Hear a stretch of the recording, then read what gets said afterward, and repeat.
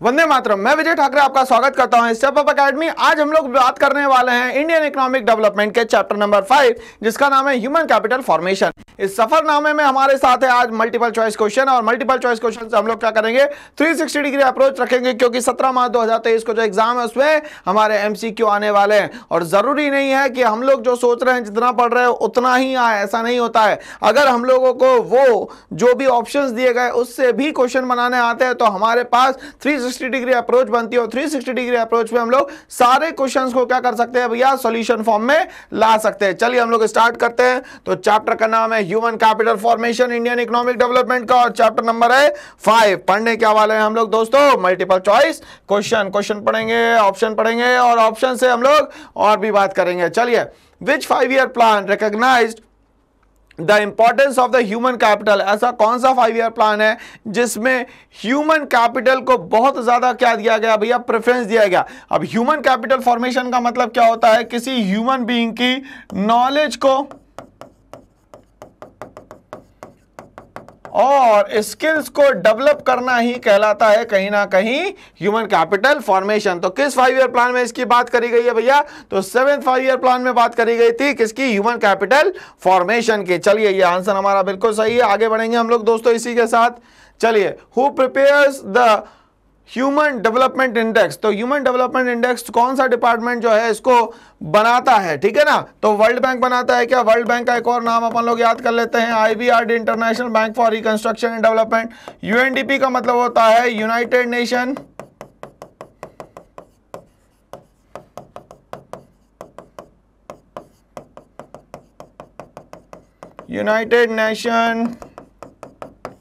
Development programme. चलिए, IMF का मतलब क्या होता है सर जी, इंटरनेशनल मॉनेटरी फंड।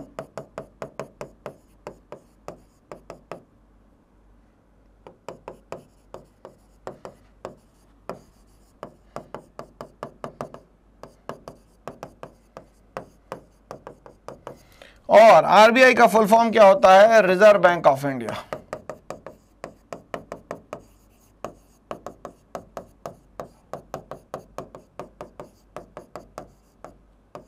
तो हमसे क्या पूछा गया क्वेश्चन में, ह्यूमन डेवलपमेंट इंडेक्स बनाने वाली कौन सी एजेंसी है, तो वो एजेंसी का नाम है sir ji UNDP, United Nation Development Programme is the agency which prepares the human development index. चलिए, क्वेश्चन नंबर 2 का हमारा आंसर बिल्कुल सही है। आगे बढ़ते हैं हम लोग, क्वेश्चन नंबर 3 पे आते हैं। बोलता है विच plan introduced a scheme called quality improvement in school.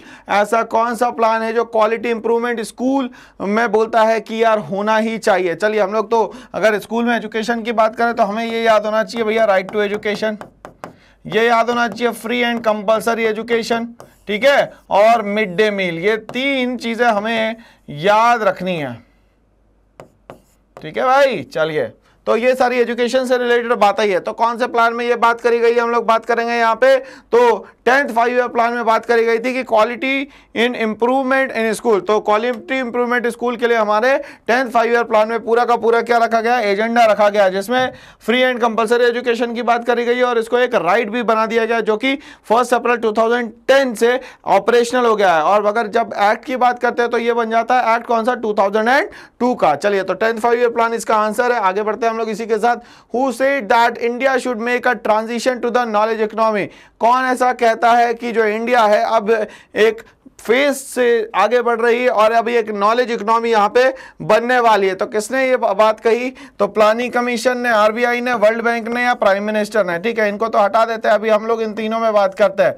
तो भैया RBI और प्लानिंग कमीशन तो इंडिया का ही है, तो ये स्टेटमेंट देने वाला कौन होगा यहाँ पे, वर्ल्ड बैंक, या इसको क्या बोल सकते हैं सर जी यहाँ पे, IBRD। क्या बोलेंगे, IBRD। ओके, चलिए एग्जाम तक के याद रखिएगा। तो वर्ल्ड बैंक के स्टेटमेंट है कि इंडिया जो है अब नॉलेज इकोनॉमी की तरफ बहुत तेजी से ग्रोथ कर रहा है। चलिए आगे बढ़ेंगे इसी के साथ। Which bank said that India will emerge as one among 4 major growth centres in the world by 2020। 4 major, अब आप समझ जाइए, कंट्री इतनी सारी है, 196 कंट्रीज हो गई है टोटल यूनाइटेड नेशंस में। उसमें से हम लोग अगर मान लेते हैं 1st, 2nd, 3rd, 4th, 5th पे आ जाते हैं तो बहुत बड़ी बात है। बता, इतनी सारी कंट्री को पीछे पीछे छोड़ने के बाद हम लोग आगे बढ़ रहे हैं। तो ये किसने स्टेटमेंट दिया? तो ये स्टेटमेंट दिया था सर जी डच बैंक ने। किसने दिया था? डच बैंक ने, कि हमारी जो है अभी एक मेजर इकोनॉमी यहाँ पे बनने वाली है। तो आंसर क्या होगा सर जी? यहाँ पे Dutch bank is the correct answer. चलिए आगे बढ़ते हैं। Economic activities require, economic activities में सबसे ज्यादा क्या जरूरत होती है? ह्यूमन फैक्टर की, फिजिकल फैक्टर की, बोथ ए एंड बी की, नीदर ए नॉर बी की। भैया नीदर तो हो नहीं सकता यहाँ पे। तो ह्यूमन एक्टिविटीज का मतलब ऐसा कोई काम जिसके बदले में आपको अर्निंग्स मिले, पैसा मिले, उसको बोलते हैं ह्यूमन एक्टिविटीज, जिसमें कि ह्यूमन फैक्टर की भी जरूरत होती है और फिजिकल फैक्टर की भी है। तो हम लोग इसको यहाँ पे बोल सकते हैं, यहाँ पे ह्यूमन फैक्टर का मतलब होता है सीधा सीधा मेंटल वर्क, ठीक है, और यहाँ पे हो गया फिजिकल वर्क। चलिए, तो the combination of the mental work and the physical work is known as the economic activity. तो आंसर क्या होगा? Both A and B. Answer क्या होगा सर जी यहाँ पे? Both A and B. चलिए आगे बात करेंगे हम लोग। साउंड ह्यूमन कैपिटल नीड्स, जो साउंड ह्यूमन कैपिटल है उसको किसकी जरूरत पड़ेगी सबसे ज्यादा यहाँ पे? तो हम लोग बात करेंगे यहाँ पे साउंड हेल्थ की, एक्सीलेंट एजुकेशन की, प्रोफेशनल स्किल्स की, या ऑल ऑफ द अबव की। भैया साउंड ह्यूमन कैपिटल का मतलब होता है हर एक सेक्टर में अगर प्रॉपरली काम कर पा रहा है तो उसको हम लोग बोलेंगे यहाँ पे साउंड ह्यूमन कैपिटल, जिसमें कि कॉम्बिनेशन होता है तीनों का। साउंड हेल्थ भी चाहिए, एक्सीलेंट एजुकेशन भी चाहिए, और यहाँ पे प्रोफेशनल स्किल्स भी बहुत ज्यादा जरूरी है यहाँ पे। तो क्वेश्चन नंबर 7 का आंसर क्या होगा sir ji? All of the above. चलिए आगे बढ़ेंगे हम लोग। 7 के बाद 8 पे आते हैं। 8 का आंसर क्या होगा भैया? चलिए 8 बोलता है education enhances of the people. Education क्या एनहांस करता है? कौन सी चीज को बढ़ाता है? तो प्रोडक्टिविटी को, स्किल्स को, या इनकम को? भैया एजुकेशन एक ऐसी चीज है जो आपको डिसीजन मेकिंग सिखाता है, किसी भी काम को कैसे करना है ये समझने का तरीका देता है। तो इससे आपकी प्रोडक्टिविटी भी बढ़ेगी, मतलब नंबर ऑफ आवर्स जो है आपके काम करने के वो बढ़ेंगे सबसे पहले तो। नंबर 2 स्किल्स भी बढ़ेगी, जो काम आता है इसमें +1 +1 +1 करते जाएंगे आप लोग। चलिए अच्छी बात है ये। तो आगे बढ़ते हैं हम लोग। यहाँ पे इनकम तो बढ़ेगी क्योंकि आप काम अच्छा कर रहे हैं। तो इसमें एजुकेशन में आप बोल सकते हैं कि सभी चीज़ों का ओवरऑल जो है वो डेवलपमेंट होता है यहाँ पे। तो एजुकेशन हमारे लिए बहुत ज़्यादा ज़रूरी है। चलिए आगे बढ़ेंगे। क्वेश्चन नंबर 9 पे हम लोग आते हैं। क्वेश्चन नंबर 9 में क्या बोलता है? Social structure is based on, मतलब हमारी जो सोसाइटी है वो किस पे बेस्ड है? पहले बोलता है एजुकेशन ऑफ द पीपल पे, हेल्थ पे, या बोथ ए एंड बी पे। तो भैया ये दोनों ही जरूरी है। मैंने कहा था कि हमारी कंट्री की अगर दवाई और पढ़ाई दोनों सस्ती हो जाती है तो कंट्री को ग्रोथ करने से कोई भी नहीं रोक सकता। मतलब एजुकेशन और हेल्थ अगर जिस कंट्री को मिल जाए उसको कोई नहीं रोक सकता। इंडिया में इन्हीं दोनों चीजों पर बहुत ज्यादा ध्यान दिया जा रहा है। तो social structure is based on both A and B, मतलब एजुकेशन और हेल्थ। चलिए आगे बढ़ते हैं इसी के साथ। क्वेश्चन नंबर 10 पे हम लोग आते हैं। क्वेश्चन नंबर 10 क्या कहता है? Dash is better indicator of the development. ऐसा कौन सा इंडिकेटर है जो बेटर तरीके से बताता है कि हमारी कंट्री जो है वो बहुत तेजी से यहाँ पे डेवलप हो रही है? National income, per capita income, real per capita income, या नेशनल प्रोडक्शन? भैया नेशनल प्रोडक्शन तो होगा नहीं क्योंकि इनकम की बात हो रही है। नेशनल इनकम जो है कंट्री की इनकम होती है, पर कैपिटा इनकम एक बंदे की इनकम होती है, बट इसमें बहुत सारे डिडक्शन अभी भी बाकी है। तो रियल पर कैपिटा इनकम बताती है एक्चुअली में कि यहाँ पे हमारा डेवलपमेंट एक्चुअल में हो भी रहा है या नहीं हो रहा है। चलिए तो आगे बढ़ेंगे हम लोग इसी के साथ। क्वेश्चन नंबर 10 का आंसर आ चुका है हमारा। क्वेश्चन नंबर 11 पे आते हैं। Which one of the following is a major source of human capital formation in India? ऐसा कौन सा मेजर सोर्स है ह्यूमन कैपिटल फॉर्मेशन का इंडिया में? बोलता है expenditure on education, expenditure on infrastructure, expenditure on defence, या नन ऑफ दीज। तो यहाँ पे सबसे बड़ा खर्चा क्या है भाई? तो सबसे बड़ा जो मेजर खर्चा है वो हमारा होता है किस पे? एजुकेशन पे। अगर एजुकेशन अच्छी होगी तो बाकी सब चीजें अपने आप मिल जाएगी हम लोग को यहाँ पे। तो इस चीज को हमें बहुत तेजी से गेन करना है भाई कि आंसर जो है ये सही है हमारा। ये हमें कैसे समझ में आएगा? जब हम लोग चैप्टर को थ्रू आउट पढ़ेंगे, नोट्स को थ्रू आउट पढ़ेंगे और प्रैक्टिस करेंगे। चलिए आगे बढ़ते हैं। What is the full form of the ICMR? तो आईसीएमआर जो है एक एजेंसी है जो कि पूरे इंडिया में मेडिकल जो भी अप्स एंड डाउन्स होता है वो सब चीज़ों का जो भी रिपोर्ट देना है या जो भी स्टेटमेंट देना है वो आईसीएमआर देता है। International council of medical research, international हो नहीं सकता क्योंकि इंडिया की बात हो रही है। Indian council of medical resources नहीं चाहिए भाई, यहाँ पे इंटरनेशनल वर्ड यूज हो गया, ये गलत हो गया। Indian council of medical research, ये आंसर बिल्कुल सही है भैया। हमारा आंसर नंबर क्या होगा दोस्तों? 4। क्या होगा? 4। चलिए बिल्कुल सही है हमारा जवाब। चलिए आगे बढ़ेंगे इसी के साथ। क्वेश्चन नंबर 13 पे मूव करते हैं। 13 देखते हैं भाई। How much education cess has been imposed by the government on union taxes? अब ये सेस क्या होता है? तो गवर्नमेंट के जितनी भी प्लान्स एंड पॉलिसीज होती है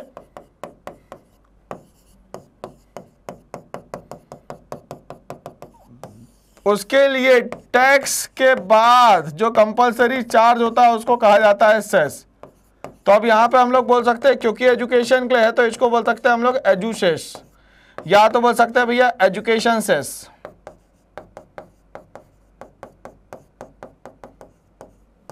ठीक बात है, चलिए अच्छी बात है। तो कितना परसेंट, तो भैया 2% की बात करी गई थी। कितने परसेंट की बात करी गई थी?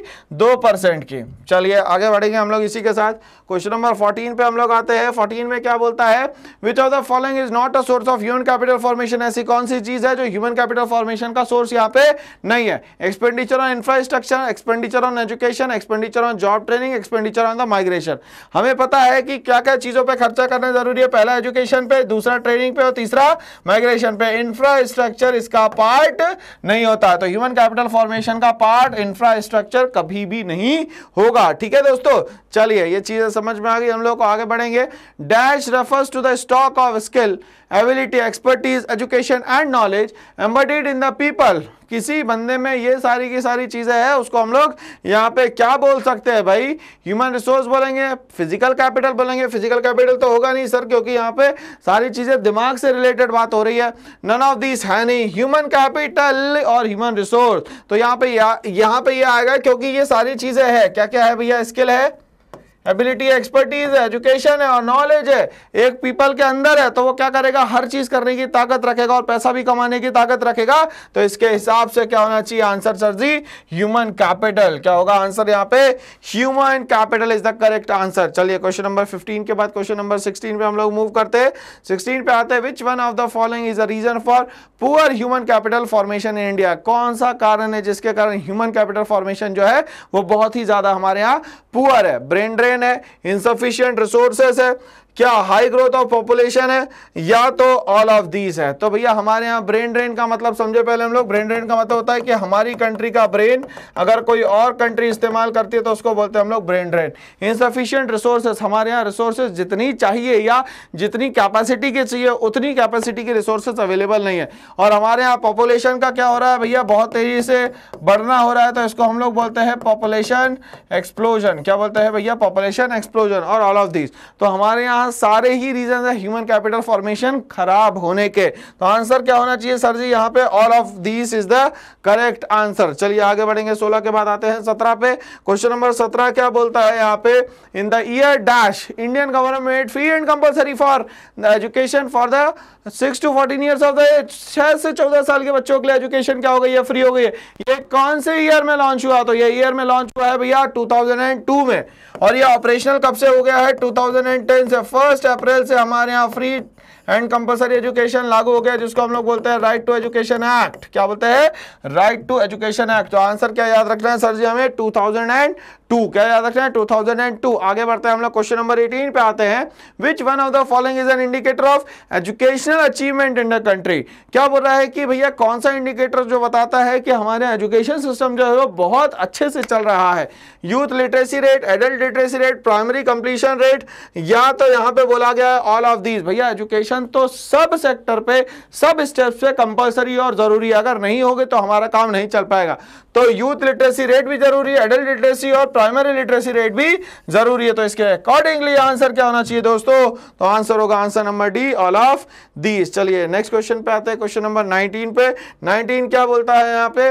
The expenditure by government on education is expressed as. किस तरीके से बताया जाएगा सरकार की एजुकेशन पे खर्चा कर रही है? पहला, percentage of total government expenditure, percentage of GDP, इन दोनों को मिलाएंगे तभी सरकार का टोटल खर्चा निकलेगा एजुकेशन पे। तो इसको क्या बोलेंगे हम लोग? Both A and B is the correct answer. क्या होगा भैया? A and B is the correct answer. चलिए वेरी गुड, अच्छा कर रहे हैं आप लोग भी। आप लोग चीजों को याद कर रहे हैं, समझ रहे हैं, बहुत ज्यादा जरूरी है। बोल रहा है in India which of the following organisation regulate the health sector. Health sector को संभालने का काम कौन करता है? तो हम लोग एक एक चीज को समझ ले भाई। तो आईसीएमआर जो है मेडिकल फील्ड से रिलेटेड है। यूजीसी जो है वो ग्रेजुएट जो होते हैं, अंडर ग्रेजुएट जो होते हैं उनके लिए नॉर्म्स बनाने का काम कर सकता है। यूनिवर्सिटी ग्रांट कमीशन कहते हैं। एआईसीटी जो है टेक्निकल डिग्री के लिए होता है, और नन ऑफ दिस। तो यहाँ बात क्या कर रहा है? किस पे बात करना है भैया हम लोगों को? मेडिकल सेक्टर पे या हेल्थ सेक्टर पे। तो मेडिकल सेक्टर या हेल्थ सेक्टर पे काम करने का काम होता है आईसीएमआर का। तो आईसीएमआर जो है हमारी फाइनल एजेंसी है जो वर्ड्स रखती है कि क्या क्या हमारे यहाँ चेंजेस हो रहे हैं। तो इसी के साथ हमारा ये सफर भी खत्म होता है और ऐसे ही और वीडियोस के लिए बने रहिए मेरे साथ। करना है एक छोटा सा काम, इस वीडियोस जैसे भी हमारे वीडियोस जा रहे हैं उन सबको लाइक शेयर सब्सक्राइब करते हुए चले, और इस चैनल को भी क्या करें, लाइक शेयर और सब्सक्राइब करें, क्योंकि यहाँ पे मिलने वाला है आपको free of cost education. Thanks for watching all.